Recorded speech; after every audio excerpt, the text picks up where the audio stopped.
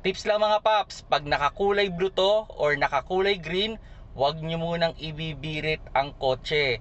Hayaan nyo muna siyang mawala. Kasi ito yung indication na malamig pa ang ating makina at hindi pa napupuli lubricate ang mga component or wala pa sa tamang consistency ang ating engine oil. So yun, para magtagal ang inyong sasakyan o ang inyong makina, siguraduhin na pawalain muna itong kulay blue na to o itong temperature sign na to bago ninyo ibibirit ang sasakyan. Well, pwede nyo nang itakbo. Yes, pwede.